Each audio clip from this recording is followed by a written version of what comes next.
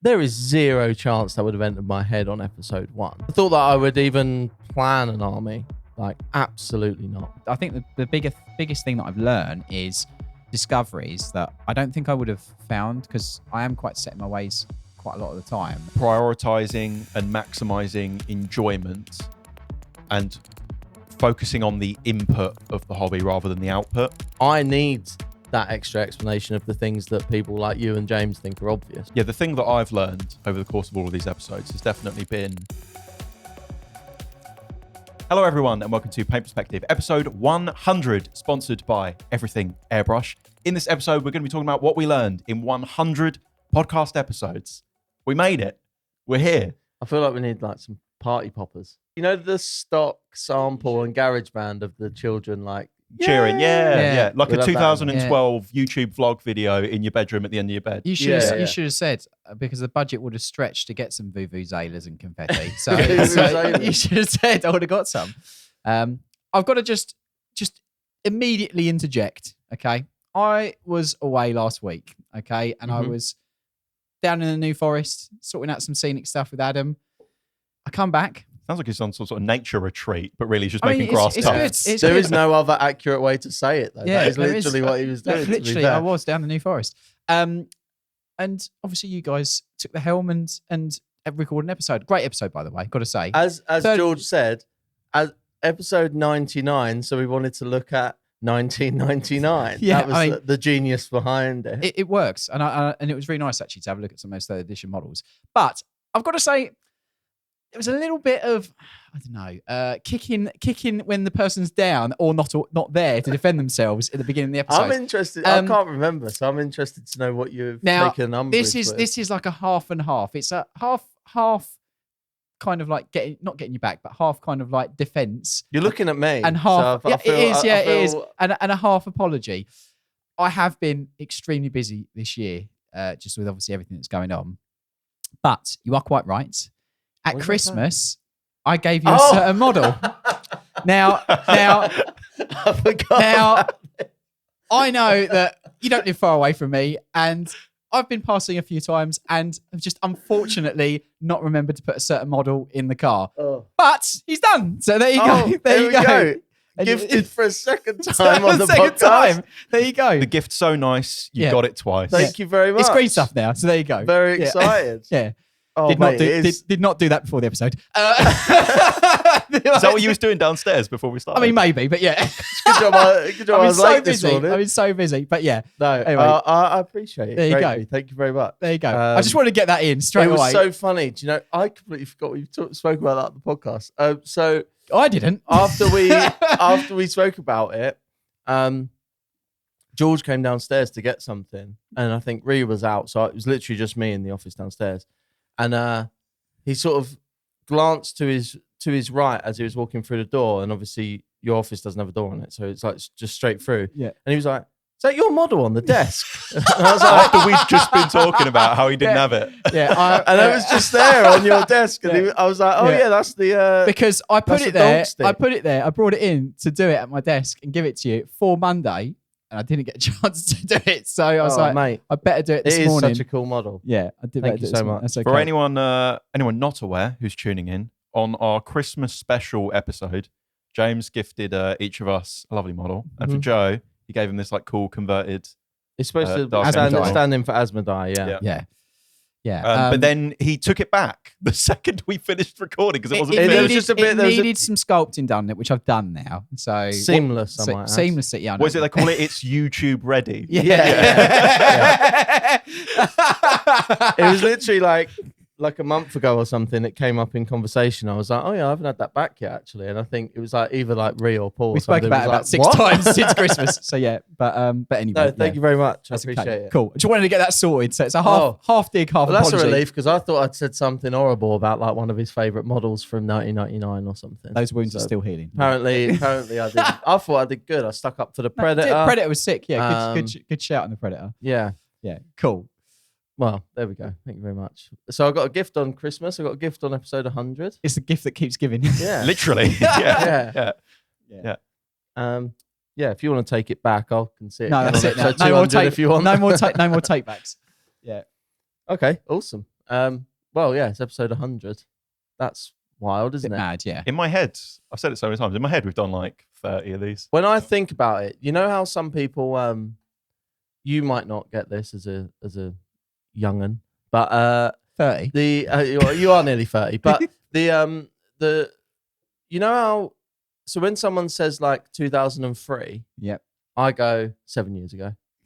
That's Right. in my head. Because you round down from 2010. Yeah, and then when it was like 2013, you just like add 3. Yeah. Although even now, I'll say about, and then in 2013, you do start to go, 7 years ago, and then you take a second and you go, 10 years ago, and then now I still go like 2003, 7 years ago, something like that. With this podcast, I go, started the podcast last summer. Every year I go, we started it last summer, when actually we started it 2023 in the summer. When we moved to this set, It's 2 years ago. that was in the summer. Yeah. And I still think of it as last year, but it was 2 years ago. Did we move to this set 2 years ago? Yeah. we 2 years ago? August, 2 years ago. Really? Yeah. Oh so my we started, I think episode 1 was maybe recorded in like the May. It was like May Yeah, it was. 2023. Yeah, you're right. And then by August, I think we'd moved into this set. Yeah. So Took we you that long actually to do the skirt, the top of the wall. Yeah, painting. we actually really quickly moved set, like in the grand scheme of things. Now we've done like majority of the episodes on this set. Yeah, I'd probably say it is. But there was like in the same way, when I look back, I'm like, that was pre-new set or post-alt. But like there was only actually like 12 episodes on the original There wasn't set. that many. Not that many at all. I think. Have you ever gone back and listened to any of them old episodes? Yeah. Yeah. I can't bring myself to do it. I've done. Do you know what? I think I sent you a screenshot the other day. I went back and listened to and watched a bit of episode 1 just to like see what it was like. That's one of our most popular episodes on Spotify, and like because a lot of people find the podcast, especially the audio listeners, and they go back to episode 1. So it's not super popular on YouTube because I know algorithms, it comes up on your homepage, whatever. But that's on audio, our most popular episode. Is episode 1, which is easily the worst episode. I guess because people go back, right? But I looked at it on YouTube and I sent George a screenshot because I knew it would annoy him. And I was like, do you remember this? And it was like, if you go back to episode 1 and have a look, we hadn't thought about it, obviously, but the way George set the mic up on his own face was like above his face and like out of focus as well. So I was like, oh God, do you remember that? And Yeah. it was like, we was on the old cameras that used to overheat. We could only record 30 minutes at a time. yeah. I had to manually put everyone in focus because we didn't have like eye tracking and stuff back then. Yeah. Wild time. The tech for the first 12 episodes was a nightmare. Yeah. But it was like proof of concept, wasn't it? It was like scrape it together with what we've already got. Yeah. See if it Works. sticks, and then we can upgrade and stuff. I'm glad the listeners appreciate and point out the visual quality of these episodes. I don't think people realize how much like production gear goes into doing Classic, a multicam set like classic this. iceberg. You Yeah. only see the top. Yeah. It's under Which the- is the, I mean, This is like in a a big w- video production in every a week. way, you almost want people to not notice it. True. Like because it's just like good. Do you know what I mean? Yeah. Like if people start noticing stuff, normally it's bad stuff. Yeah, yeah. Like No, normally that's they're more likely to notice when something's gone wrong, sort of thing. Yeah. But yeah, it's wild. 100 episodes. Obviously, have you been on every single one? You must have, because we can't do it without you. So Yeah. you're the top on IMDb. You'd be a star. Well, that's I would happily not be on an episode, but no one else knows how to record one. I think So- even when we've done an episode like, I think the only one I can think of where we maybe tested it a little bit was like Dave mini wargaming, Yeah. where it was going to be me, Dave, and James, and then you just sort of off camera recording, but it just felt weird, so we just put camera on you still. Anyway, we like sat you over there, didn't Yeah. He was like on a high chair. Yeah. That was Yeah. always the plan, was going to be when we had like guest episodes, like, I'd take a back seat, I'll just produce the show. But then like guests would want to like talk to me and I'd want to jump in as well. It didn't feel right. So Yeah. the show's Yeah. evolved a lot in many ways. And like I'm going to say it. Top Gear wouldn't be Top Gear without each of the stars. I know Joe's not going to like that one, but that's... I choose to believe that Paul is the Stig. Yes, definitely. can I be the stick? No. No. No. James is Hammond, obviously. Excuse me. I kind of see you as I the see you as Hammond. Hammond. No, I'm James. James May, all May, day. yeah. Oh, I'm the worst one as well. Sorry, you're Clarkson, mate. But you're the fan favourite. So Yeah. Well, I think the problem is, am I going to be the favourite if we keep bringing up how I don't like the Top Gear analogy? No, just to clarify, let's clarify episode 100. Let's be honest. Let's be open with everyone. Let's clarify a couple of things. It's giving Michael Scott rolling up the sleeves and unbuttoning the top shirt. I understand the analogy. I mean, and analogy. I appreciate the analogy. I just don't like Top Gear. No, I get that. And I don't particularly enjoy the hosts individually either. I did used to like. But you get the. I completely understand the analogy, and that's almost more annoying to me. That's quite an old reference. Because I completely get it. It's quite an old reference in a way, because we used to, like in the early days, we'd read out like iTunes reviews and stuff. And that was like a common. It was one of the first things people said. To be fair, as much as I like, obviously dig at it and stuff, the first time someone said it, it was like, oh, it is cool that someone's like noticed that. Do you know what I mean? Or seen that in the podcast, because but obviously you've got something's working. Yeah. Do you know what I mean? Big news, some huge updates have arrived to the Siege Studios Patreon to give you brand new perks and includes even more bonus content. Our refreshed tiers include extended ad-free episodes of this podcast, including our new post show, extended masterclass video tutorials with bonus tips and techniques, invitations to hobby hangouts with us, exclusive Discord channels, and of course, instant access to hundreds of easy-to-follow, step-by-step PDF tutorials updated every single month. And you can even get dedicated video feedback of your miniatures with our critique clinic, so you'll always know what skills you need to improve next. So what are you waiting for? Take the next leap in miniature painting and improve your skills for the same price as just a few pots of paint. Head to patreon.com/Siege Studios to learn more. We've never said that I didn't really pull any particular stats together for this episode. However, we never really publicly announced it, but we have hit well over 1 million podcast views on YouTube now. That's pretty crazy when you think about it. It's reached 1 million. For like, we're not like obviously a huge channel or anything either. No, so which is like, why for us that's like a really cool thing. Really cool milestone. Yeah. I think it's interesting that because some people would view us as like YouTubers. Mm-hmm. Some people only listen on audio, probably not even ever looked at the YouTube channel. Do you know what I mean? Yeah. And some people are more in tune with the company side of things, and this is just an addition to that. So it's like there's these three separate groups of people that have kind of found it. I don't know if I would ever necessarily consider us like YouTubers necessarily. Not really. No. In the grand scheme of things, we're a very small channel. Yeah, and we're very aware that we're a small channel. Yeah, but I do obviously look, getting loads of views is lovely and everything, but I do quite like that although it grows and we're managing to get more and more views and stuff, I quite like that the community is with a very core audience. Yeah, it's still like it's nice, isn't it? It's nice to see like familiar faces in the comment sections and stuff as well. You know. Yeah.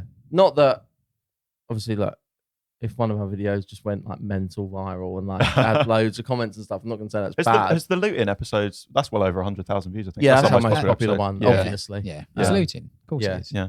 I remember being like... Looting pulls big views wherever he goes. Literally, like, I remember being really nervous about that episode because we were like, remember when we were discussing the thumbnail and the title and everything, and I was like, does it seem like, because originally we've changed it now once it's settled, but originally the thumbnail had like his face like pixelated, and then like an arrow, like his logo, and then an arrow, and it was a little bit clickbaity. Not that it was like false advertising, because it was literally an interview with Luton. It was him, but it was a little bit like, we're not the sort of channel that would put someone in a thumbnail that isn't in the video. Yeah. Not that anyone would do that. Exactly. But then I remember thinking, oh, I wonder if he's going to be a little bit annoyed at that. Do you know what I mean? Like, so we had to check with him first. But he was like completely fine with it. He was like, yeah, do whatever.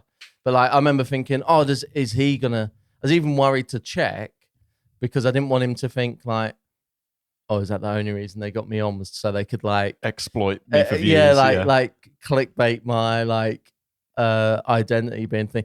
One of the biggest misconceptions about that episode, by the way, everyone thought that episode was like a face reveal, but like his face has been out there. Yeah, he used to do like Twitch streams, like playing computer games. That's what we were saying to him. That's why he was happy to come on. It's not like he would, if he was going to do a public face reveal, do you really think he would do it on our channel? Yeah, exactly. He's got a massive channel. Why would he not do it on his own channel? Do you know what I mean? It was obviously a lot of people's first time seeing him for one reason or another. Yeah. But it wasn't like actually this big like face reveal type thing, which is almost why I thought the original thumbnail was going to be okay, because it like wasn't actually us like Revealing doing him. this big thumb, Yeah. doing this big face reveal. Like he literally said to us, because I remember when we initially asked him to come on, one of our things was like, "Oh, are you comfortable being on camera?" And he was like, "Yeah, I've done like live streams and stuff. Like, I've posted photos. Like, it's not some Big secret secret. identity Yeah. thing." I think a lot of people just think He's not it Bruce is. Wayne. Yeah, I don't know why people just think it is, but yeah, that's the most popular episode by far. Yeah, we've had some other amazing guests on over the course of the podcast. I think. Do you know what? It's been mad when you think about it. Considering we aren't a guest podcast Yeah, necessarily, and we never set out to be a guest podcast, I do think the caliber.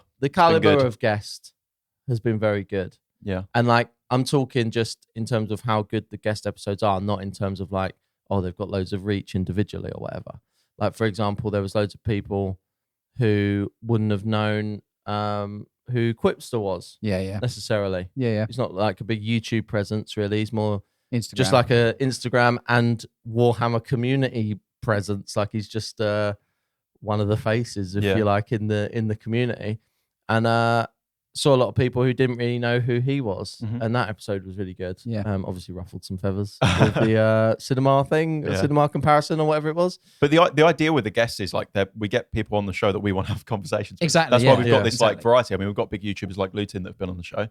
But then some of my favorite episodes have been with, competition painters who people might not even necessarily know their name, but there's some fascinating people to have conversations with. John Keys and learning about bees was one of the best experiences ever. Yeah. Honestly. Yeah. Yeah. Like, Well, I'll talk about that later on yeah. in the episode, I think. Yeah, But, the Mark Lifton one. yeah, Yeah, 100%. as well. It's good. They're those sort of ones where like, that's why I like the variety of guests that we get. Number one, I tend to not be on those episodes, so I can just listen to them and enjoy them, which is nice. But then also, they're the sort of guests that I feel like I don't know, they don't really fit into many of the other podcasts Yeah. that are there. So Yeah. if you are going to get an in-depth interview with a Mark Lifton or John Keys, I like that we're the place for that. Yeah.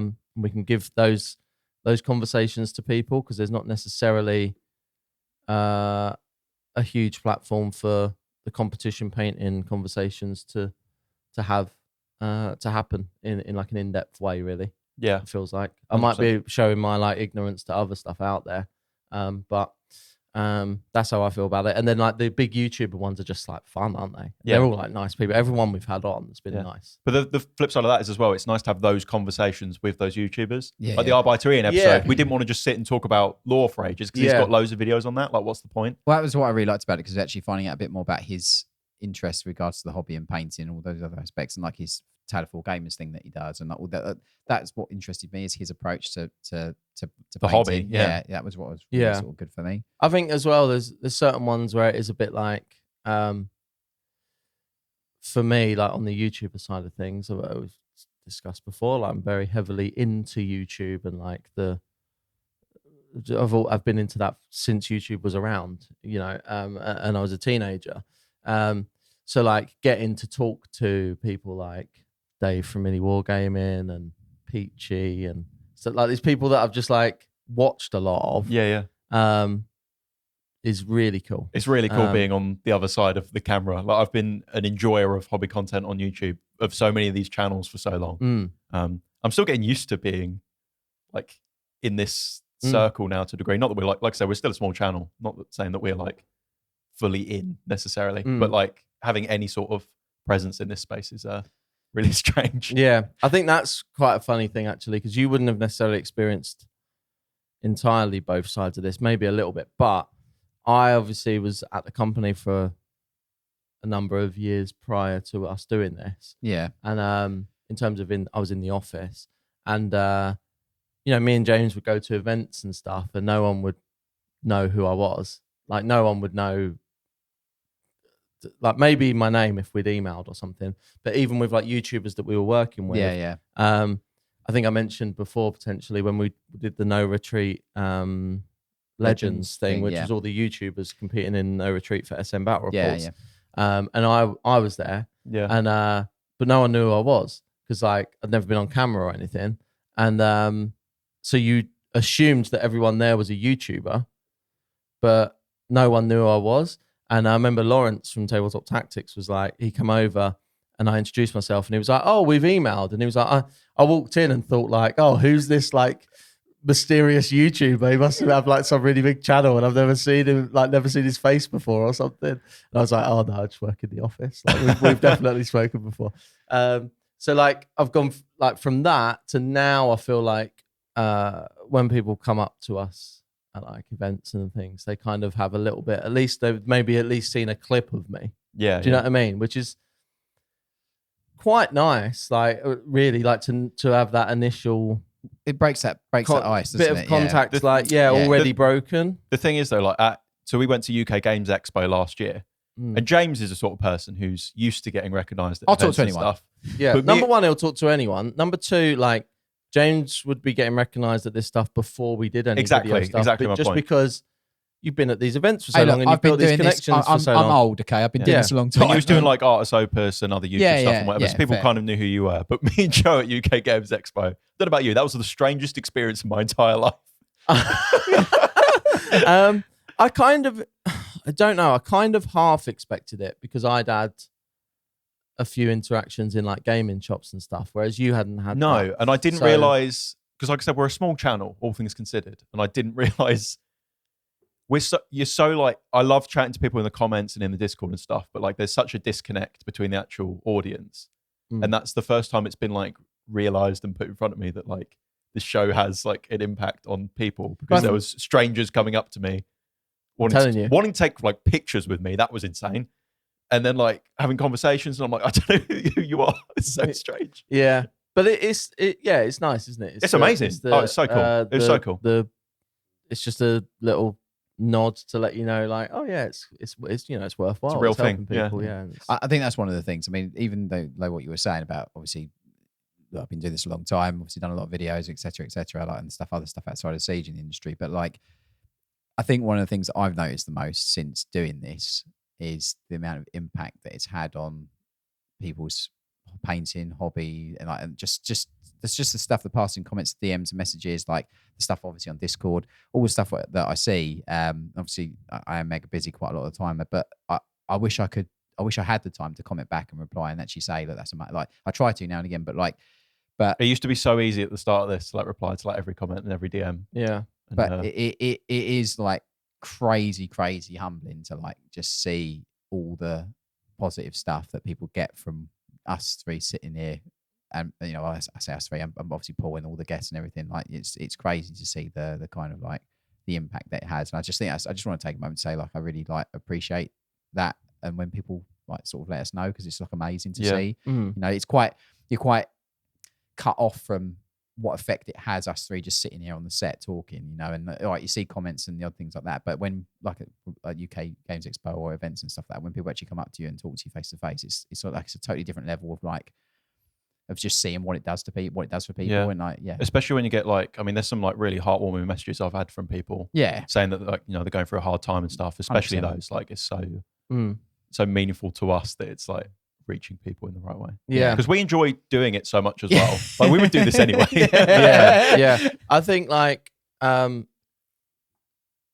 enjoy doing this more than I enjoy painting at this point. Joe likes talking about painting. Yeah, like I don't. Well, genuinely, I do. Like I've started to like. I really enjoy these little like, almost like check-in moments that we get to have, where like we get to talk about stuff that we wouldn't otherwise really carve out time to talk about with regards to painting. Yeah, because you know we record this during our working day. Like as soon as we finish recording this, I'll go back to doing like emails for the rest of the day, and George will start editing and whatever. So it's not like we really get the time all together to just like sit down and chat about painting. Do you know what I mean? So it's it's been really nice. It's good.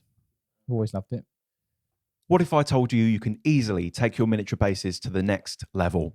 Well, now you can with the new basing products from Siege Scenics. Siege Scenics is dedicated to helping you create immersive and realistic environments for your miniatures that feel alive and dynamic, whether you're setting the stage for an epic tabletop battle or telling a rich, unfolding story with your competition display. From the warm hues of autumn to the crisp frost of winter, Siege Scenics has you covered with expertly crafted products that capture the ever-changing beauty of nature and bring it straight to your miniatures. To see the full collection and place your order now, head to siegescenics.co.uk or check the link in this episode's description. So the thing we wanted to talk about in this episode was what we've learned from recording 100 episodes. So any individual, like maybe each of us can go around and maybe just like one key like nugget of information from like 100 episodes. Maybe like talk about the impact it's actually had on you somewhat tangibly in the hobby itself, so to speak. Because obviously there's been a lot of light bulb moments for me actually. I had to really sit down and like scratch my head and like try to think of one like core message that I've picked up on in particular. But I thought it'd be cool to go around. Yeah. Do you want to kick it off, Joe? Yeah, I've got kind of I've got a couple really, but I've got a kind of broad one, I guess, to start off with, which I think ties into potentially something we're going to be talking about on the Patreon after show of this episode. But I think there's just been this constant wrestle for me with it's a fitting word for you. Yeah, with a bit wrestling. Like what I want to paint and when I want to paint and why I want to paint and stuff like this. And I feel like it's been such a big back and forth like with myself. And I think if I didn't have the podcast to have these conversations, I don't know where I would have found certain answers and things like that. So, for example, we've addressed, like, obviously we were doing this army competition race thing, which I'm going to put in quote marks because it's not. I don't think anyone takes it less seriously than us. Yeah, yeah, exactly. And again, we'll get to that. We're going to do the army catch up thing in the post show, but we've addressed before, like when I even spoke about, I'm going to do an army, like there is zero chance that would have entered my head on episode 1 at that time in my life. Do you know what I mean? Like the thought that you would the do thought an that army I would at all. even plan an army, like absolutely not. I was so past that. I was like so done with that sort of thing. You was kind of like out of the hobby, kind of, yeah. Like I hadn't painted like properly. You'd done Chill Team and you played a lot of Kill Team, didn't you? And you had loads of not I don't say warbands, but you had loads of kill teams. Little kill teams that were like slapped together. Can you talk about that a little bit? Because I think there's a lot of people that might not know about your Chill Team thing. Yeah, okay. Pre-paint perspective podcast lore. Yeah. So basically, before I was at Siege, me and a couple of friends, when we got back into Warhammer, it was right on the launch of the Kill Team relaunch, if you like. And the first Kill Team relaunch, not this like current version the version just before where they got rid of numbers for some reason they got rid of numbers for inches. Now you move in shapes. So when they launched that was when we got back into Warhammer. So it was like the perfect sync up, I guess. Yeah. And I actually another bit of lore from paint perspective.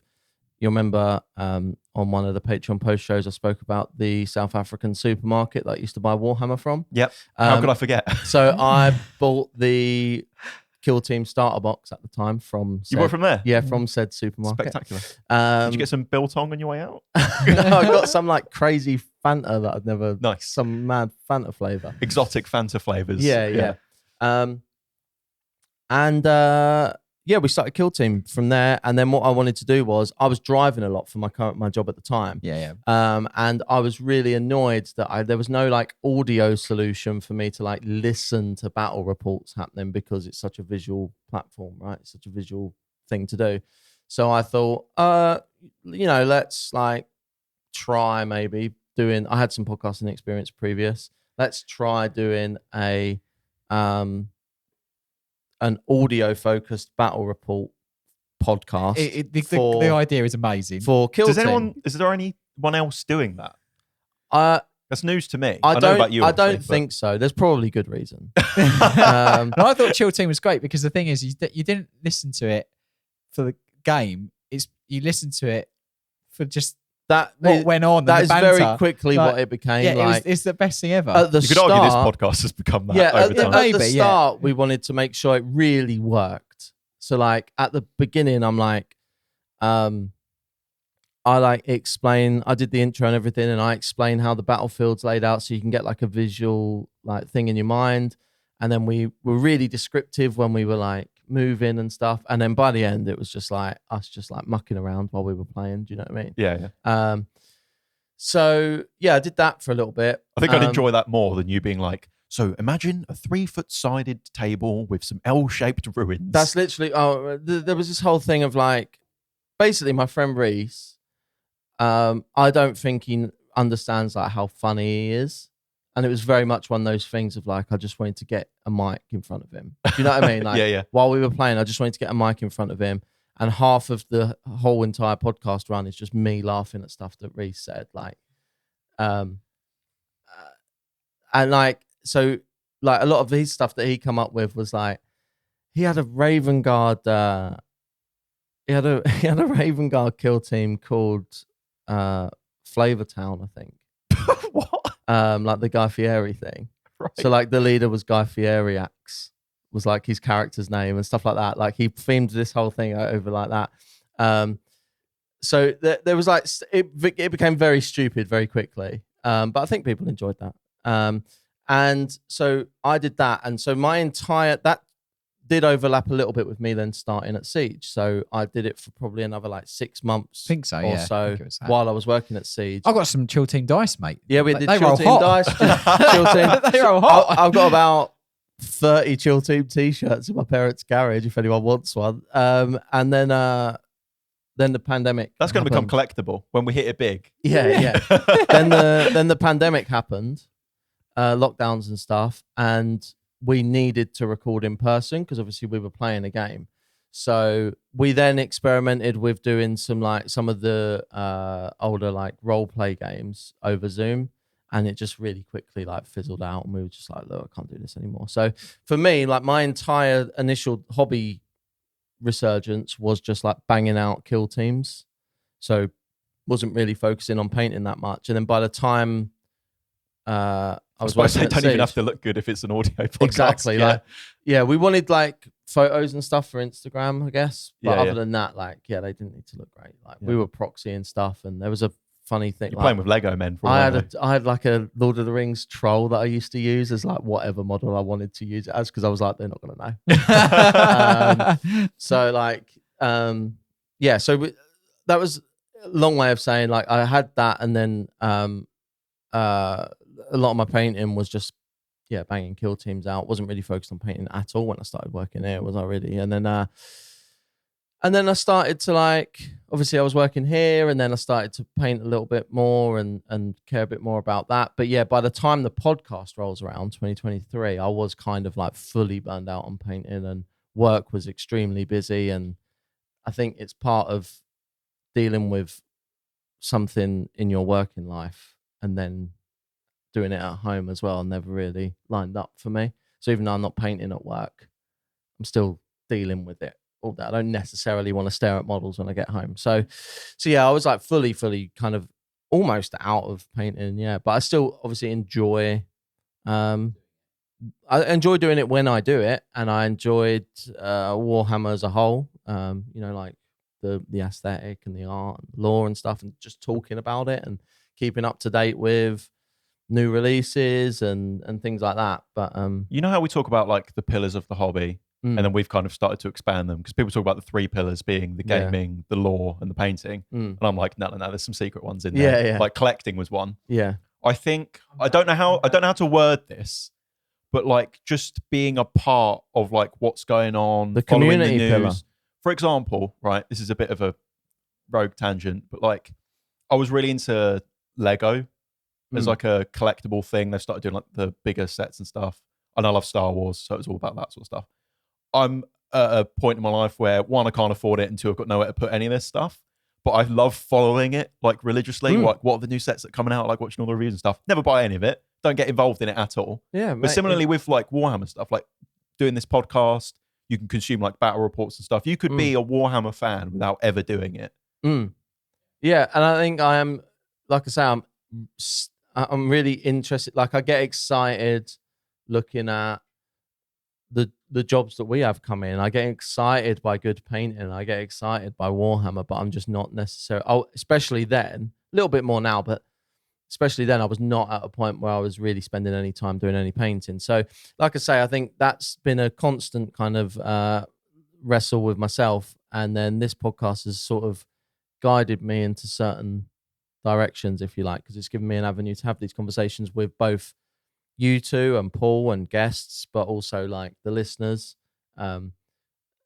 reading their comments and things, and or receiving messages, and like if they've maybe resonated with something that I've said or a struggle that I was having, but here's what they did in that thing, and maybe that would help, and things like that. So that's one of the biggest core like takeaways I've had from it personally. I do think, although that's very like personal to me, I do think that is potentially also the fact that these conversations are public, also a takeaway that potentially listeners have had. Well, I know it is because people have told me.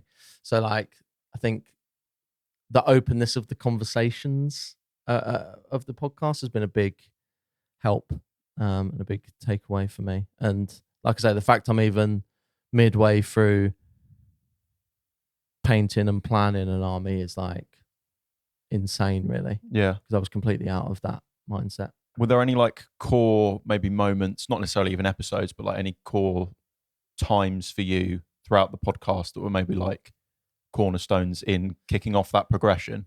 Because I remember for the first like even like 15, 20 episodes, you still wasn't like super bothered about getting into it yet. Yeah. So what was the moment for you that actually made that change? So I think it was loads of little moments. And because I'm someone who I deal with this personality trait in all factors of my life, and it is an issue. But as soon as something goes wrong, like a little thing, I just want to forget about it. I don't really want to fix it. So like, for example, I've spoke about before with like weight training and dieting and stuff like that.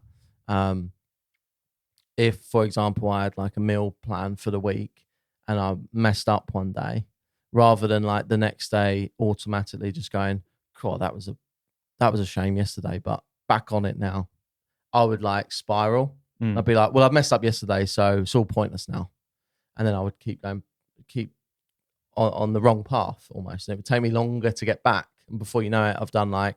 You made it worse. I made it worse over the course of 2 weeks, rather than like could have just rectified it after a day.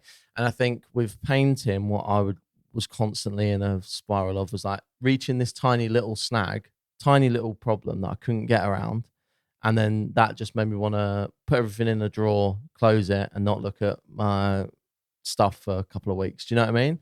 Whereas these conversations, smaller conversations, it could be like, funny enough, we clown on them all the time, but a lot of the like hobby hacks that we come up with are such small issues and small little fixes that let me like run into what would be a tiny issue, and now I have a little fix for it, and now I can just move straight past it. Do you know what I mean? So certain things in terms of like, I've always struggled with like building and cleaning, which is like the first hurdle, right? So like the conversations that we've had about the temporary sub-assemblies and stuff like that, and how that's kind of helped me get around a couple of issues that I've had. Or we've had conversations about lining up gun arms on like Marines and stuff, you know what I mean? Like that sort of thing. Like that would be something that I would be building the model previously, and then I'd maybe even fully paint these two sub-assemblies, and I'd go to put it on the body and it completely doesn't line up, and I'm like, okay, it's done. Do you know what I mean? I can't do that now. So whereas now I kind of look to move past those things. And I think the podcast itself and the conversations within the podcast has given me the answers to those things. I wouldn't have got, again, we'll get to the army thing in the post show, but I wouldn't have got as far as I've got even without those conversations, I don't think. Some of those early hobby hacks were like I know we joke about it now, and I still think we have good ones now, but like those early, like those first like 20 hobby hacks are like actually really good.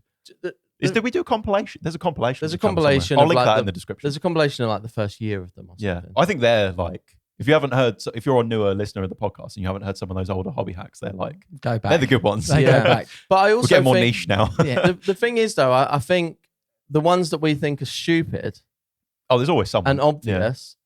It's not necessarily that they're obvious. I think I like good. Yeah. Like part of the problem, part of the reason that like people enjoyed your tutorials so much as well, like on our first few that we've released, is that you're explaining things that other people look over or gloss over because they think it's obvious. Yeah, exactly.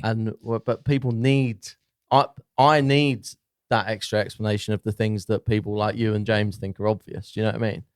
But that's what I always say. It's about the way it's delivered, the delivery of it, and like I think that's something that we've always tried to do in the best way possible, whether it's on the podcast or whether it's in tutorials or whenever we chat to people, like explain it in a way that it isn't obvious. Does that make sense? Like, I think that's the thing. Yeah. Before we get too far away from it, you brought up and sort of glossed over like dieting and weight training and stuff like that. We had one of our first guests on the podcast was Stephen Box from Vanguard Tactics. Yeah. And he's like a fitness guy. And we asked him at the time, like, is there any like relation between like fitness and Warhammer? Just trying to like almost like clutching at straws, trying to like get something out of that. And he mentioned discipline and why that was important. And at the time, that was about a year and a half before I started going to the gym properly and starting off my like fitness journey and stuff. So at the time, I didn't really like. I heard the words, Didn't really follow it. but I didn't, and I saw the connection, but it wasn't really necessarily advice for me because at that time I was like fully painting professionally every day. So I kind of like didn't really need that advice necessarily. But funny enough, I've had the reverse effect now where my discipline in painting as a professional painter has been helpful advice and like foundational knowledge for my Starting the journey gym. in the gym. Yeah. Because I've known from painting, if you just follow the process, you've got your plan, you've done all your preparation. If you do these steps and you do them repetitively, you will get better, you will get faster over time, and eventually you'll get the results. It might be a slog now, but you'll get there.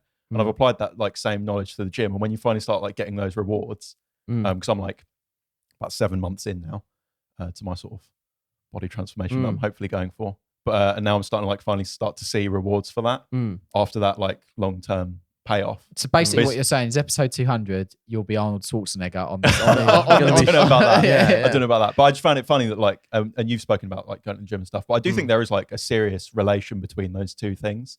Yeah. And even on the positive and the negative, if you like. Yeah, because yeah. like the issues that I have with one, I have with the other. Right. Like I say, the times where I struggle with discipline on one of them, like painting or whatever, I also Struggle get on the other that with the other thing. So Yeah. they clearly are similar things to focus on. And it is, based on discipline and stuff, I suppose. I think that the thing is discipline conveys and overlaps everything. It's not just, it could be. It doesn't need to be strict either. Like you hear discipline and you think like, Not military. you think but like military, like hard, like, doing hard stuff. And it's like a grit and, but it's not necessarily, it's just like continuation and just being like, it's just like routine and regimen. It's not necessarily like, grit your teeth and paint this model, even though you hate it and you're going to do it for 500 days. Like, it's not like that. No. But just being consistent and showing up. That's exactly it. It is consistency. Because the thing is like, if you do a little bit every day, you chip away at the bigger problem, So like, I think that's one of the things that, like discipline, it overlays in several ways. Like the things you're saying about just that consistency of execution every day in whatever it is you do, going to the gym every day, walking past Greg's and not picking a cake up, like all those things are just like exactly the same, So yeah. If you're a miniature painter, you'll know how important it is to have the right tools for the hobby, but it doesn't matter what brushes or paints you have if you can't see what you're doing in the first place. If you want to improve your painting, contorting yourself under a small, repurposed lamp from around the house, giving yourself a backache and straining your eyes just isn't going to cut it. That's why one of the biggest upgrades I've ever made to my painting setup was my Onyx painting lamp from Native Lighting. Its articulating arm allows me to sit in the perfect painting position for those long hobby sessions, and its super bright 2200 lumen, dimmable LEDs cast soft and diffused light on my models without any harsh shadows. As someone with a very small hobby space, by far my favourite feature is its adjustable mounting clamp, which attaches to the side of my desk, maximising my free workspace. And its daylight colour balance temperature of 6500K gives you the confidence that colours you are painting are accurate and your miniatures will pop on the tabletop. To upgrade your setup to the equipment we rely on here at Siege Studios, head to the link in this episode's description or go to siegestudios.co.uk/shop. James, what have you learned? Oh, it's been a roller coaster, isn't it? Yeah. I think for me, one of the things is like it's been great having on all the guests that we've had because, as I said, like hence the name of the show, which is Paint Perspective. Having all the different perspectives of guests that come on here and our own perspectives between the three of us or four of us, obviously, with obviously our approach to stuff. I mean, even a couple of episodes ago, Paul getting out a sponge or washing up sponge and putting paper clips in it, and you loving that ASMR sound of the paperclip going into the sponge. That in itself was like it's just little things like that really kind of like show how varied everyone's experience of this thing that we all love is. We need to do a case study just on Paul. Because Paul's just like Paul should be on this pedestal of like ultimate hobby hero. His approach to painting and life. Yeah. I love it. Yeah. I love Paul. Inspiration. Such an inspirational the person. No fear is amazing. But I don't know. Like I think one of the things for me that there's been so many great moments over the last two. I still can't believe, like you said earlier, I still can't believe it's 2 years. I think with my own painting, I've had this kind of like really difficult. You both know, like this really difficult kind of like juggle. I say juggle. It's not really a juggle. It's been like a hard choice between having the thing that I really want and owning it, as in like a fully painted to my best of my ability Blood Angels army or Mordians or whatever army it is I decide to do that day or week, and then me wanting to push my painting and do the comp side of stuff. It's like that scene in Ace Ventura: Pet Detective where he's got the 2 arrows in his leg and he's like, like, it's like that. Literally, like the arrows aren't painful. It's a case of just having these 2 things that are like I'm like split between which one I want to do. And yours has been a focus thing. You don't know what you want to focus on. It's hard, isn't it? yeah. And that's the thing. Like I can definitely 100% focus on one thing and get it done, but while I'm focused on it, that other thing is brewing away over it's like here. clouded and in I'm mind. like, oh yeah, but I really want to do that. And I think the biggest thing that I've learned is to try and focus on the one thing, get that done, and then be able to do that. And I think little moments for things we've done on here, like for example, when we tested the Army Painter Fanatic set and I painted the Gold Berserker, when the Kroot came out and I painted the Kroot, when like all these little moments that I've had something to paint for something, even though it hasn't been producing the army that I really want, or it hasn't been maybe doing some other bits and bobs, those models have then gone on to be things that I've then entered into competitions. So I've kind of been ticking that little box while I've been doing those little things for things on this show. Is that thing of they seem insignificant at the time, yeah, but there's always been like a lesson deep within. I remember even with the Army Painter set, it was like it seemed tangentially related, but you did like a cool little sculpted like base. Yeah, you like scratch built some pipes and bits and bobs, and at the time you didn't really think much of that because you was just doing it to test out these paints. Yeah, but I remember you circling back around to that, and that was quite an inspirational moment for you. I think that's one of the things. It's like there've been loads of little moments during the episodes when we've had guests on where there have been things that like have really, obviously that I've been doing this since like hobby and like FX kits and stuff like that since I was very young, but like there've been loads of things from other people's perspectives that have really added a lot of value and topped up my own kind of like what I've known from doing it for as long as I have. And there's plenty of moments where I'll be doing something and I'll remember something from the podcast and go, oh yeah, so-and-so said about that. Oh, why don't I try that? Like as a thing, the glaze medium you suggested, like the AK glaze medium is amazing. I've been using it recently on something and it's just been really helpful. So it's like loads of things that have like discoveries that I don't think I would have found because I am quite set in my ways quite a lot of the time. And like, really, I've never noticed. Yeah, I mean, the sanding foam for you was a sanding foam was massive. Discovery as well. The sanding foam was massive for me. Like that's a perfect example of like stuff that I've gone cool. Okay, and then I went down an avenue of sanding foam. So I started with the Tamiya, then found the display ones, and I was like, right, well, display ones are so literally like. Yeah, like there have been loads of moments that have really helped with my painting, and also I've got to talk on the other side of stuff. Like I've also had struggles that I've been really open to speak about because again, I always talk about the iceberg, and you only see the stuff above the waves, like in whatever it is, whether it's a business person, something you see on social, all that kind of stuff.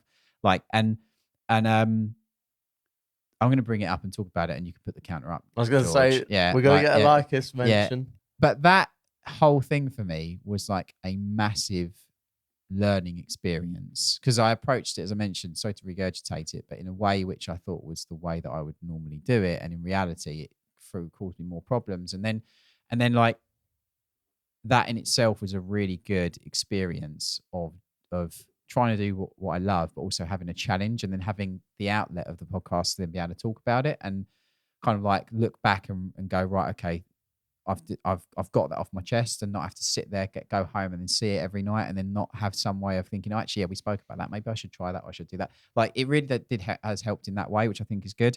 I know you're going to talk about it later anyway, George, but like John coming on, obviously John Key's coming on and talking about various different aspects of his kind of like experience in painting. That was super insightful and super kind of like, I think that was like, there's been lots of moments over the 2 years we had these conversations that like, they've been like, oh yeah, I remember that.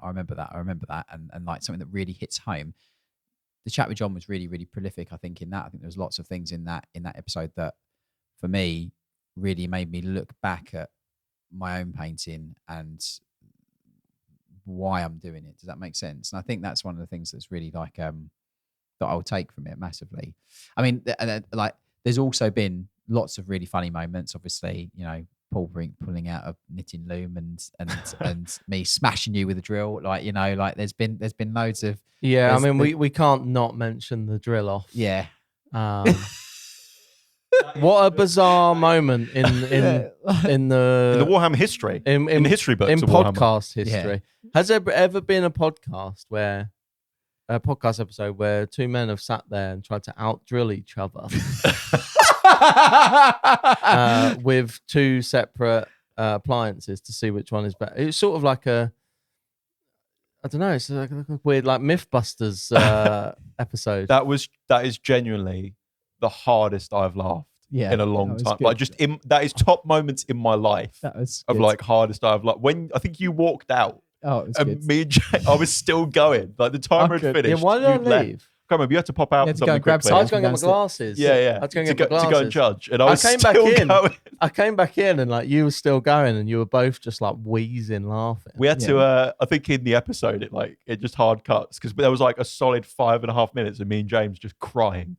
Like it was so funny. It was good. Please, if you haven't listened to the drill off episode, please, I'll link it down below. Yeah, you don't need it on very loud. The squeak from George's pin vise is pretty loud. Like, you know, so that's like core lore to Siege Studios at this point. Yeah, and the podcast. Yeah, I mean the amount of times even I get tagged in any video of someone using a power drill for anything other than what you would expect a power drill to be used for, and I get tagged and it's like, is this James? Yeah. Like it's just there. We had people making memes. It is just part of the lore now. Yeah.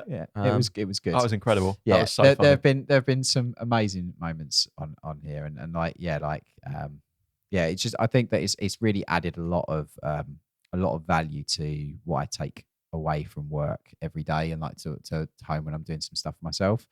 But as I touched upon it earlier, but I think the biggest thing for me that I've really enjoyed about the podcast in general is having conversations with people that I wouldn't have had conversations with about the thing that we collectively love in so much depth and for such a long time. I mean, I love the lore side of it. So having like Ian on, having Luton on was like, and also having like Ro on was amazing. And getting to talk about it in so much depth for such an extended period of time as well, I think is why you get more out of people. Like you're not just scratching the surface. No, exactly. With like a 5-minute conversation. Yeah. You get to go like really nitty gritty with some of the techniques and stuff. Also, like Pete's episode was great. I mean, like everyone knows now, hopefully, that I'm like a super passionate kit basher. Like, and I did see like, I like, there's a few, whenever we get comments and people pick up on like how excited one of us is to talk about something. And there was a few people like pointing out how excited you were to have Pete sat there and like, and also as you mentioned in the episode, like we tried to get Pete for ages and it just never lined up. Yeah, there was loads of things. So part of it was like, we've actually got a lot of build up. Yeah, we've actually got him in. Yeah, it was good. But yeah, I think that's they're my favorite things. So like the experience that I've just gained through osmosis of having those conversations, and like, you know, I'm not gonna lie, thinking it's made me look out for stuff when I'm doing hobby now for hobby hacks all the time now. Like I'm consciously, like as I'm doing stuff, I'm like, oh god, that's actually amazing, that works really well. Like the silly little thing of the of cutting the the paper clip and notching it just to make it stronger for pin. That was literally while I was sitting there, and I was like, I do this all the time. Why have I not mentioned that? That's exactly what I was talking about, by the way. Like things that seem obvious and standard to you guys. You put that out there, and so many people were commenting on it, like, "Oh my god, that's amazing!" Yeah. There is actually one other one I wanted to mention just really quickly. Go on. Because it's technically actually our most viewed video, I think, on YouTube now. And it's not a full video, it is a short. And that is James's hobby hack of getting the paint crud from around the Citadel. From the Citadel bottles. pots, yeah. Going down in infamy, that clip, isn't it? Yeah. Honestly, not a single bit of paint got on that dress shirt. Number one, just an outstanding effort from James. I dressed up for that. Just do that, yeah. Like, but the comments are just like, come on, guys, just leave it out. The comments on that video are like, because number one, I would actually genuinely say there are a handful of comments, and I agree that is a very helpful little thing. I never knew you could actually take those lids off fully. Yeah. So let alone pop them inside out. Yeah, exactly. The thing that I think the comments miss on that video is there are so many people that already have a vast collection of Citadel paints. Yeah. Because the number one criticism is this is why Citadel paints should come in dropper bottles. Yeah. Which, regardless of your opinion on that, they don't come in them, and I already have them. Yeah. So now I want to maintain them, please. Also, and I just want to say that was the sole purpose and intent of me showing that, because I was like, this is a problem that I know I've seen, mate. And I really want to. Like I said, if I've got 10 minutes to kill, rather than setting up and painting, I'm going to do that because it means my paint lasts longer. That video, like the amount of people that misconstrued that video in different ways is so funny. I know. Yeah. Some people think that you are a marketing genius because you did it. You're a plant. They think you're a Games Workshop plant. They think not even that. They think you're a marketing genius and they think that we uploaded that clip solely because we knew that it would go viral and people would comment angrily about buying dropper bottles. And I'm like, they thought it was rage bait. We were not thinking that far ahead. It's just a handy clip that we uploaded. Also, I was like, a few people might get a kick out of this, a couple of thousand views. It's also the funniest thing to me is like every time we get the comment, the thing's like months old now at this point. We still get comments like, oh, you should just buy a brand that has dropper bottles. That comment section is now like the ultimate visual representation of the Dunning-Kruger effect or whatever that's called, the chart thing. Yeah. Every single one of those people is at that first little point where they think they know everything. And they're like, I'm going to blow these people's minds with this comment. Hey guys, other brands use dropper bottles, by the way. You should just buy those. Like, and it's like, come on, yeah, we know. Like everyone knows. We know there's dropper bottles. That's not the conversation we're having. Like, oh, you could just transfer them into dropper bottles, actually. And it's like, yeah, we spoke about that loads. Like, to a similar degree, like the Quipster clip. Yeah. Where he's talking about like the value of Warhammer and stuff. Everyone's getting so caught up on like the nuance of the cost of a cinema ticket. And that's not the point of the conversation at all. Like the Quipster's thing was, if you haven't seen the clip, it's like, the cost of activities like going to the cinema are quite expensive for a very short experience, and it costs a similar amount of money to buy a box of models. That was the point. Yeah. And that you can get hours and hours and hours out of it. And from his point of view, he gets more value out of the box of models because he spends more time on it. Exactly. That might not be true for everyone else. Yeah. But from his point of view, that's how he saw it. But instead, all everyone wants to argue about is how much a cinema ticket costs. Actually, in my town, the cinema doesn't cost anywhere near that much. So actually, if go out in central London and go to like Leicester Square or something. Central London, like in Essex, it's like 17 quid for a cinema ticket. Mate, I went and like, I don't want to get on this conversation again, but I went to cinema the other day. And without even buying the tickets, my girlfriend bought the tickets. I just bought all the food and everything. And it was £30. I was like, we could have gone out for a meal. We could have gone out for actual food before this. So there's a few funny things along the way like that. But ultimately, I think actually there's a lot of moments that have just been hilarious. And people's reactions to them have been hilarious as well, which I've really enjoyed. 100%. Yeah, it has been really, really fun. And long may it continue. I've hugely enjoyed it. And I think it's just hopefully provided a lot of value to people, which is ultimately what we wanted this thing to be from the start. Yeah. You know? So yeah. If you're a fan of the podcast and want to support the show, why not check out our collection of merch at the Siege Studios shop? Look, we've all been there. You try to support a creator only to be sent a scratchy, ill-fitting shirt and the logo disintegrates after washing it. That's why, when designing our merch, we wanted to make only the highest quality products that we would genuinely want to buy ourselves. Everything is made from soft, high-quality, organic cotton with prints that are made to last. I've been wearing mine around the studio for over a year now because I love how it fits and feels, and it's still as fresh as the day I got it. Plus, everything is in stock and shipped to you directly from us. None of that print-to-order nonsense. And just for you podcast listeners, you can get 10% off of your merch order and a free sticker pack by using the code POD10 at checkout. So to order yours now, head to the link in this episode's description or go to siegestudios.co.uk/shop. Just to weave it around a little bit before we move on to mine, like the thing you said at the start of that with your balancing like your army stuff and your competition pieces and things, it reminded me of one of the earliest conversations we had about wanting to do the thing and wanting to have the thing. And often when people have these big grand plans of like, oh, I want to paint an army and I want to do this and that. And it's like, you don't want to paint an army.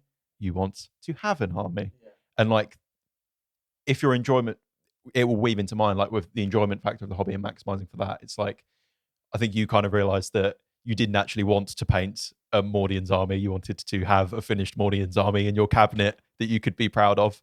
And what you actually wanted to do was paint competition pieces, but it's fighting those like opposing forces because the output is different. It is the Ace Ventura moment, literally. Yeah. It is literally that. Do you know what I would say though is the double-edged sword for James on that one is that James doesn't necessarily just want a Mordian army because then you could get someone else to paint it for you and be happy. Yeah. James wants a Mordian army that he has painted to the best of his ability, which becomes a lot harder to manage. Especially when you can't be bothered to. Luckily, for the people that just want an army, we're here. Like, that's why we paint armies for people. People that don't want to paint an army, but they want an army. That's what we're here for. But for James, he specifically wants one that he has painted to the best of his ability, which is where the confliction happens. Yeah. It's so funny that because you don't hear it a lot, but occasionally you hear from people that are like, oh, what's the point in a company like Siege Studios? Because like the whole point is painting the models. And it's like, yeah, but it's not for like so many people. Yeah. Like we spoke about the pillars and things earlier. Like there's so many people that the idea of sitting down and clipping out models off a sprue and painting them is like absolutely archaic. Like they don't want anything to do with that. It's not even that. It's just again, like I say, that as a, so I'm not going to. It's multifactored, obviously. It's a business chat, but like we save people time. That's basically what we do. You know, like the commodity we sell is time. You know, and it's some people just want a nice thing that they like. Yeah. That's it. That's the misconception as well, isn't it? It's like people are like, oh, it's so expensive or whatever. It's like, yeah, but you're not buying plastic space toys. You're buying like 150 hours of my life. Yeah. But anyway, what's your one if you had to pick something? Yeah, the thing that I've learned over the course of all of these episodes has definitely been prioritizing and maximizing enjoyment and focusing on the input of the hobby rather than the output. So kind of related to what we were just talking about, it's the idea that the thing locking in and like doubling down on the thing you enjoy, and it can be difficult to put blinders up and ignore what everyone else is doing and like letting them kind of lead you astray and like trying to keep up with the Joneses and like, oh, my friend's just built an army, so I should probably have an army, and I like Blood Angels, so I should probably have a Blood Angels army. Like kind of ignoring that and trying to filter out the noise and just focusing on like, what are the specific actions of the hobby that I like doing? And also like, why do you do them? It's like, why do you do this Warhammer stuff in the first place? Is it just because you think like your little Space Marines are cool? Or is it because you actually enjoy sitting down for 2 hours every evening after a long day at work and clearing your mind? And you like the action of sitting at your desk with your podcast on and your cup of tea and sitting and painting a Space Marine? Like, and that will be different things for different people. But for me, it was realizing why I actually liked doing it, because I'd never sat down and really fully analyzed it, because I would just go, oh, I like Warhammer. I like doing Warhammer, and not actually like picking that apart and going, what are the specific things I enjoy doing it? Because if you focus on the output and what everyone else is doing, you might think like, oh, I like painting Warhammer armies. It's like, maybe you actually just like building Warhammer armies, but the painting bit you don't like. So why are you wasting all this time like painting stuff when you could be doing cooler conversions and like focusing on stuff like that? So I think finding like your niche window of what you like and like prioritizing input and not output has been the biggest learning experience for me, I think. It's almost like allowing your interest in it to be a bit more fluid, like in terms of like, I think because it's such an all-encompassing like thing with quite an intense fan base overall, a lot of people that love Warhammer, it's their thing that they love and that's it. So when you do get into it, you're surrounded by that and you think, oh, I'm supposed to do that now. Mm-hmm. It's got to be everything. Yeah. Yeah, I guess what you're saying is like getting used to sort of being okay with picking and choosing what you enjoy about it. And that can change over time as well. Like at this particular Exactly, moment that's what I'm in saying time, about being fluid, right? Yeah. Like it can change. It needs to change to whatever fits you in that moment. Yeah. Yeah, 100%. And I think for me, it was after conversations with people like John Keyes. I mean, that's been one of the most like inspirational conversations I've ever had with anyone, just because his attitude and like he spoke about mental health a little bit as well. And it really resonated with me. Like, and I think there was a lot of things that were happening subconsciously in my brain that I hadn't really given the time of day to really like process. And I think like the mental health conversation being one of them was like, I knew it had a positive mental health impact for me and it helped me with things that I dealt with, but I never really fully lent into that. And like, it was more of a subconscious thing rather than a conscious thing. So now at times in my life where I'm more stressed, I try to be more conscious to think like, this is like my medicine almost now, and like know that it's there for me and I can use it for that, rather than going like, oh, I need to have this army finished, so I should like do the work. Going like, oh, it's been a long day, but oh, I'm finally at home and like I can be in my happy place at my desk and I can unwind and things like that. That's been really, really positive for me. And it's also giving myself permission to really double down on quality and like improving as well, because like I said, enjoyment is different things for everyone. So there are plenty of people, and I would assume most people in this hobby do not want to take it as seriously as I do in terms of like the quality level and like always trying to improve and push things harder and harder. And that's not me saying that I'm some spectacular painter. I'm definitely like on the journey and there's a lot of things that I want to improve. And I really love just learning things in general in all walks of life. Like I really love going deep on something and learning from other people and studying what they do and seeing how I can like relate it. And some things might work for them and they actually don't work for me, but maybe, oh, this one thing that did work for them actually really worked out really well for me. And now it's something that I do every day. But I think like giving yourself permission to take things seriously is really cool. And as an example of someone who's gone maybe a different route, like we spoke about it when we had Pete the Wargamer on the podcast, he spoke about like painting being a little bit of an afterthought at the end. And the thing he really focuses on is like creating the character and the lore and the actual like kit bash and the creation of the model. He takes that super seriously. And like, that's his thing. And like, great for him. He's like found his pocket there. So for me, it's like learning and improving things. And like, I've given myself kind of permission now to like filter that out again and being like, it's okay that I want to take this super seriously and I can lean into that at this point in time. And there's other points in my life where I'll be like, I just want to paint for enjoyment and maybe like take a bit of the pressure off. But it's a bit of a weird thing because I quite enjoy the pressure and like really trying to push it hard and like competitions and stuff like that. For some people is their worst nightmare, but I enjoy that because that's when I kind of do my best work and I like the result that I get at the end of it as well. So it's kind of like self-fulfilling. But I think like finding what you really like about the hobby rather specifically and leaning in on that and like giving yourself permission to actually take that part seriously and not stress about the rest and what everyone else is doing and maybe some of the output that you need. Like I get to a degree, like if you want to play games, you need to have something finished and like you might have to get it done. There might be a bit of a chore in some regard. There's always going to be something. Like even if I, for someone like me who enjoys taking painting as seriously as I do, if I didn't enjoy the building and cleaning of models, that would be something I just have to get through, right? So there's definitely going to be that. But like spending the most amount of time doing the bit you actually like, I think is really important because time's the thing you're not going to get back. So you might as well spend the time doing the thing you enjoy the most and then find things elsewhere to cut corners. Like I said, if you don't enjoy the building and cleaning that much, find out ways to do those quicker so you can get them out of the way. Yeah. And then make that time back and use that doing the thing you actually really like. Mm. Yeah, I think that's a pretty solid Answer. takeaway from Yeah. 100 episodes. I mean, I like the thought that potentially, like, if someone who's listened has taken away any of these three things over that time and it's like improved their experience with Warhammer, I really like the idea of that. It'd be cool to hear from anyone who, in the comments, if you've listened to a few, like what you've taken away from it, if there's anything similar to what we've said or something completely different, or even just like, I didn't realize I could use slate as slate on my bases. That was a good moment. I had Do you someone remember? message me about that the other day, actually asking how they done that, by the way. They was like, I remember you saying something about slate. How do you get the little rocks in your base again? I do like, that's a genuinely good tip that I just decided to run with as a joke and just sort It's of. a bit of a running thing now. I just sort of made it sound worse and worse every time I mentioned it, more and more simple. But yeah, it's a pretty good tip, isn't it? The slate as slate. So yeah, that sort of thing. Like if anyone, it'd be cool to hear from people and Yeah, comment. I'd really love to see. we've had a big reflection on the 100 episodes. It'd be cool to. I want to hear know from you what people's favourite moment was, and I'd love to know, or the favourite tip. Well, we've hobby actually hack. heard from the patrons, James. Oh, Yeah. right. We're talking about that in the post show. Oh, right, So we okay. have Yeah. actually- So the post show is going to be. We asked our patrons what their favourite moments were and things they wanted to discuss. So. And amazing. not to tease too much, but there is going to be a bit of a showdown of sorts of two particular armies. There's not, but yeah.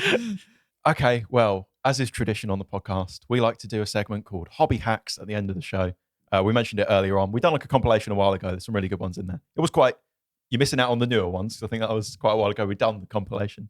Was But it end of like There'll end be- of 2023, I think. probably, Yeah. yeah. Album, But album 2 will be out at some point in the future. we should do album 2, volume 2. Yeah, that'd be a good two, idea. yeah. But anyway, Hobby Hacks, if you're unaware, is a little quick segment that I like to do at the end of every single podcast where we give you a quick tip or hobby hack that you can implement into your painting if you're hobbying along. This one's a special one. This is a really special one because episode 100, we thought we've really got to step it up this week. It's got to be an amazing one. We've done so many hobby hacks.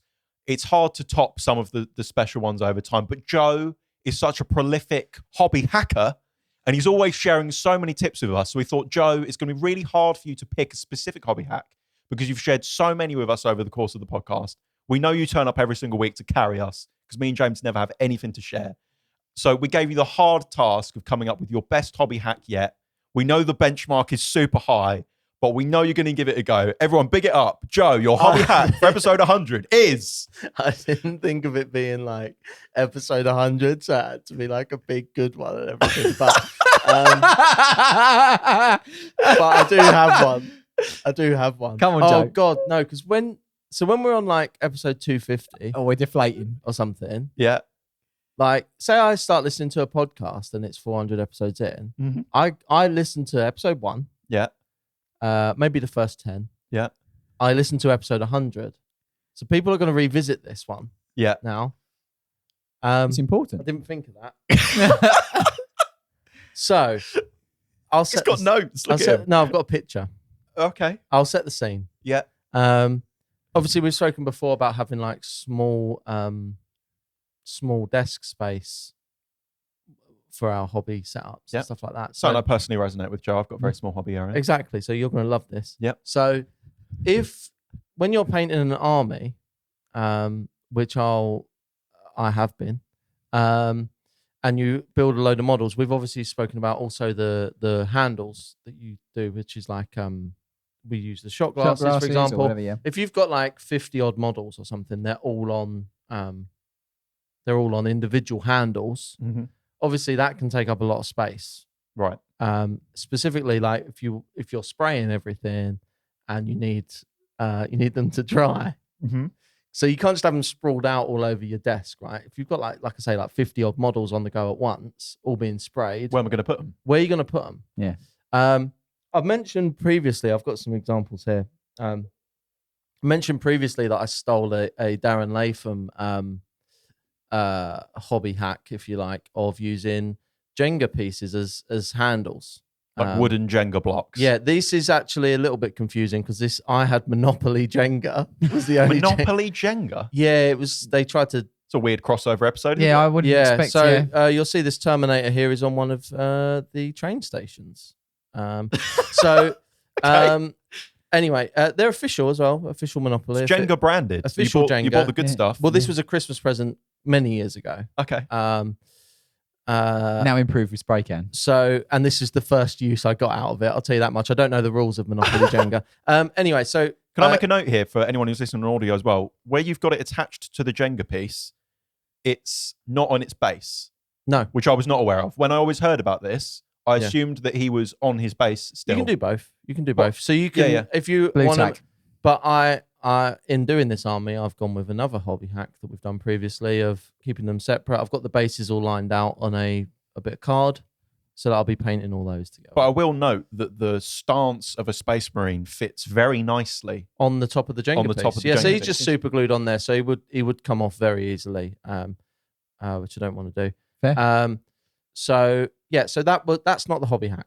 But that's how I'm rolling with doing my army is what I'm getting at. So I also tend to put a bit of blue tack on the bottom so that when I'm putting it on the desk, it kind of stays. Yeah. That's a hack within a hack. So have you intentionally attached it with super glue so you can snap them off afterwards? Yeah. But it's still like secure and okay. Yeah, I can still. Yeah. No, I'm with you. Look at that. I'm on board. So it's not pinned. It's super glued. Yeah. The problem I have a thing with pinning. You can pin it, but I have a thing with pinning where I go through the feet a lot. Okay. So you got to go in the heel. You got to drill into the heel. Yeah, I've been there, mate. I've tried. Can't be drilling into the right. How would you pin this fella with this one then? At an angle? Yeah, pin it at an angle. Yeah, I've tried. Oh, that's not the. Stop derailing my hack. Well, I'm derailing it because it's a train station. However, so what? That was poor. I'm not. That was poor. I'm not giving that any time. So that's how I'm using. That's what I'm using for my handles. James, by the way, picked this up earlier and was surprised at how good it felt in my hands. Can I give that a go? It felt good in hands. I'm not gonna lie. Would you be painting that? Oh, I do like that. That Joe. does Would feel you be quite painting good. that? That is nice. If it's, It feels I quite thought nice. that because it's Square, because it's a rectangle yeah. rather than like a cuboid shape.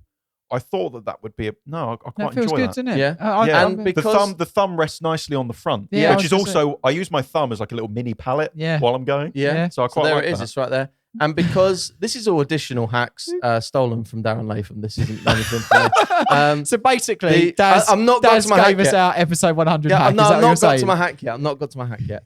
And also because Cheers, Daz. this is like slim, because this is like slim, and when you want to get up and under, like if you're doing the No, I dig it. if Yeah, you've got a big circle thing, It's in the a way. bit harder to get up in the 100%, pits. Joe. I'm on board. That's So why I don't anyway, do mine on their bases because the bases. However, like I said, when you've got like 50 odd of them, yeah, I think your average Jenga set, you're looking at about 52, 54 pieces, something like that, probably. Joe's a bit of a Jenga connoisseur. do they fall over easily? I know you said you put blue tack on They the bottom. do fall over fairly easily, just because I bang my desk a lot with like my knees. Is it like dominoes? Do you have like 50 lined up Yeah, and you knock the first one? Yeah, and yeah. It'll go down. So I blue tack the bottom and have it on there. However, I did figure something out that came up very.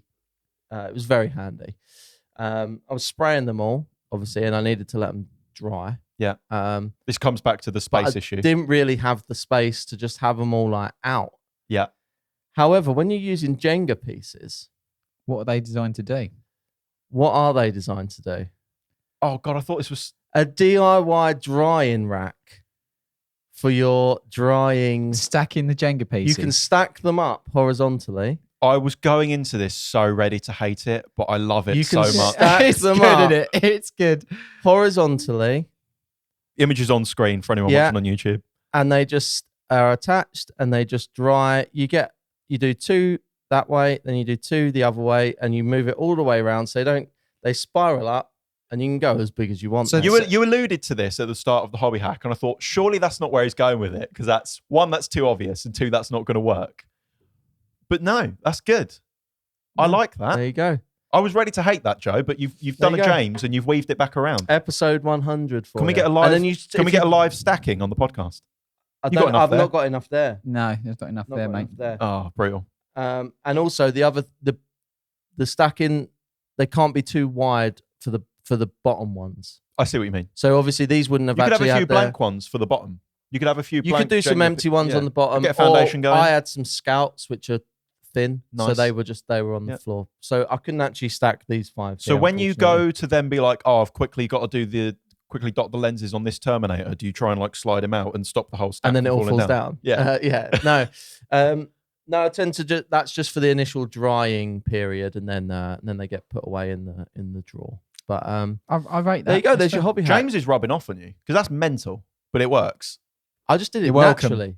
You're I welcome. just did it naturally. I It's just started. osmosis. Look, he's getting in your head. I just started welcome. stacking. You want to put a stop to that, Joe. I just This is gonna get started out of hand. stacking them. Like, and then I The just put them floodgates in are the, open now. I once they were dry, I put them in the mini fridge. Left them in there. I just left them in there for a little bit, and they were great. Let them cool down. There you go. There's your episode 100 hobby hack. Don't say I don't give you nothing. Smashed it like a tower of Jenga. Yeah. Oh, we'll say as well, I mentioned this last time, if you are going to buy Jenga pieces, make sure you don't get the travel Jenga. I did do that. I forgot about that. You bought travel Jenga the first time you tried it and they were too small. I now use them for sub-assemblies. That's a good hack, though. Use them for sub-assemblies. They're a bit too small. But they're too small. Yeah, a little bit, yeah. So, there you go. I hate to say it, Joe. Yeah, that was brilliant. It's good. You know, as you say, I hate to give you praise. Yeah. But as far as I'm aware, Daz never mentioned the DIY drying rack of the Jenga pieces. So that's a Joe Hart original. I think I'm standing on the shoulders of Daz Latham for this one, but I don't think he ever mentioned the drying rack ability. Yeah, but there you go. Nice. Okay. On that wonderful note, we are unfortunately going to have to call this an end to episode 100. But a massive thank you for supporting us over 100 episodes. It's been absolutely mental, and your support's been absolutely crazy as well. We're going to jump over now to the post show, which is a benefit for our patrons. We do an extra little 20-30 minutes at the end of the podcast. Ad-free. You get some other benefits as well. Check the link in the description. But once again, huge thank you for supporting us for 100 podcast episodes. And here's to 100 more, eh? Yeah. Yeah. Yeah, definitely. 100 more hacks, Yeah. Joe. No, we're definitely not stopping anytime soon. Episode 200. My next Get hobby working hack on it. is going to be on episode 200. My next hack, I think. Hopefully it's worth the wait. Yeah. See you in 2027. Yeah, it will be. Okay, thanks guys. We'll see you next week. Can you bring in the painted blood angels and dark angels so that you and Joe can have a first reveal? I was like, wouldn't it be funny if I just continue to have no hobby updates for this army, but I turn up at episode 100 and the army's done?